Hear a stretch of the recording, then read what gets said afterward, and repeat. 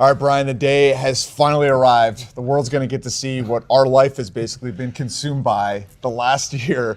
Coaching Carolina, the Belichick Way, the documentary debuts tonight, 7:30 on WRAL. And Brian, we didn't necessarily help make this. We just lived it and are featured in it. What was it like for you, like actually seeing this ahead of time, kind of displayed in cinematic form? Yeah, I went back and read a lot of my old stories to get prepared for some of these interviews that we did for the doc, and it's amazing the twists and turns that this story has taken. Like, just all the stuff that went into the hiring, the fact that the board of trustees was so involved and got reprimanded. Before you even get to the season, before you even get to the Jordan Hudson of it all, just the twists and turns of that alone make for a great documentary. And this story just keeps evolving and evolving and evolving, and we're not at the end of it yet. I remember back when Pablo Torre was covering all the Jordan Hudson stuff, he called this whole story one of the greatest stories of all time, almost like Shakespearean. And I didn't completely agree at the time, but now I think I do. And I think Shakespearean is kind of a way to put it. It's romantic, it's tragic, there's ups, there's downs. And really the only way to fully harness it is in a movie or a documentary like this. But in our reporting, we were able to write, we're able to talk to people anonymously. But when you're making a movie or a documentary, you need people to talk on camera. And I think that's one of the coolest things people are going to get to see in this is some of the people that put their names, their faces to it. And one of those people is John Pryor, who had a heavy role in bringing Bill Belichick to Carolina. You helped secure that interview. I guess my question is, why did he do it? I think he wanted to tell the full story. And this is something that I think comes out in the doc, comes out on some pieces I've written for WRL.com in the recent days.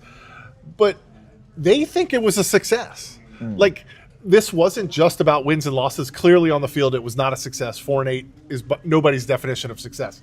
But they sold out all their tickets in July, earlier than ever. They got increased attention.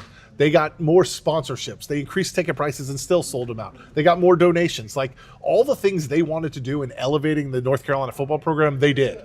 I like to break it down into two things, right? It's from the hiring all the way to the first drive of the TCU game. Yeah. And then it's everything from the first drive of the TCU game on.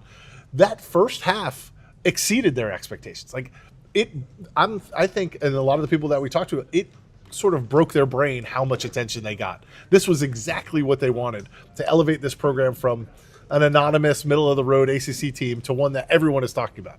Now, the second half of that is the real problem, and I think something they haven't accounted for. What happens if this goes really bad, and how do you get out of the Bill Belichick business? Because this is, a lot of ways, a story that's still being written. Like, there could easily be a documentary part 2 this time next year, and maybe there will, because every indication is that Bill Belichick is coming back here for a second season. And in some ways, there's momentum as far as the recruiting. 17th ranked class in the country for freshmen. We're going to see how they do in the transfer portal.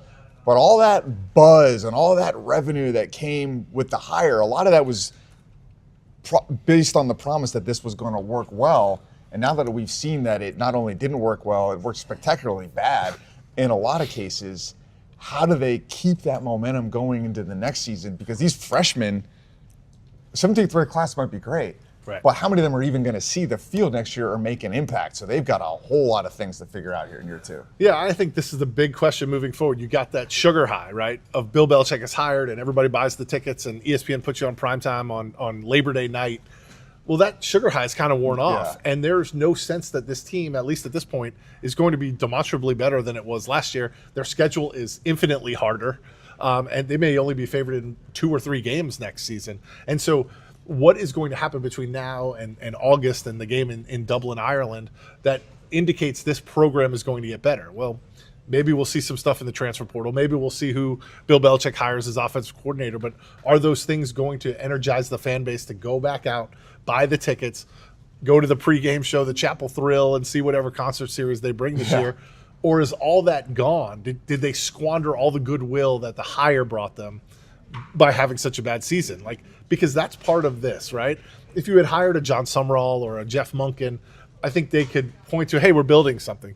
You hired a 73-year-old with 6 Super Bowl championships. You kind of expected immediate results. And now to say this freshman class, which Bill Belichick says is going to be the foundation of what they build, that's 2-3 years down the line by the time freshmen are good enough. And in this era, if they're really good, they'll probably be gone by that time. So it really is going to be a tough sell for the UNC athletic department to get people as excited about as they were this season. Yeah. I will always have Ludacris, right? We'll always have that TCU drive. We'll always have Ludacris. And I guess the beauty of this is we could say all that. We truly have no idea what's going to happen next. I know Brian and I are still working sources on this day to day, day after day. The story keeps being written. But if you want to watch something right now, Coach of Carolina, the Belichick Way, tonight at 7:30. Brian Murphy featured prominently in it. So am I. Don't make that not watch. Don't let that be a reason not to watch. The real reason to watch it is the great work of Kristen Severance and Dwayne Myers, who really put this thing together, and really so many people here at WIL. So we're really excited to share it. What are you looking forward to next season? What is the thing that will indicate this is on the right track, or that this thing is off the rails and is not going to work? How much kind of self-reflection will Bill Belichick have? How much does he listen to, not things that necessarily that we say, but the people in his own building say? Because clearly, I go back to like the question I asked them after the Clemson game, and that everything that came out is that you believe this process is working. And at that time, he said it was. And some things did turn around during the second half of the season, but ultimately their 4 wins are pretty empty calorie, to kind of borrow from your sugar analogy. So what changes does he make? Is Gio Lopez really going to be the starting quarterback next year? Who's the offensive coordinator going to be? Is he really going to bring in somebody with new ideas that's like on the cusp of something? Or is he going to bring in a yes man? You know, somebody that just kind of falls right into the system that he's really running. So I really look forward to seeing kind of like the changes that he makes, if any. I wonder who's going to make the ultimate decision on this. I think one thing, doing this documentary and doing the reporting that I've done on this, North Carolina power brokers, including the chancellor, are the ones who went to bat for this. They're the ones who made it happen. They decided it was a worthwhile gamble. And at what point do they decide that it's worse to keep Bill Belichick than it is to cut bait with Bill Belichick? Lee Roberts has not been the chancellor at UNC very long, and one of his first big decisions, maybe the most visible decision he'll ever make, was hiring Bill Belichick. He's all in on this, and he remains behind Bill Belichick. How long does that remain the case if they start out next season poorly? I think there's still hope that everything goes well next season. They go 8-4, 9-3.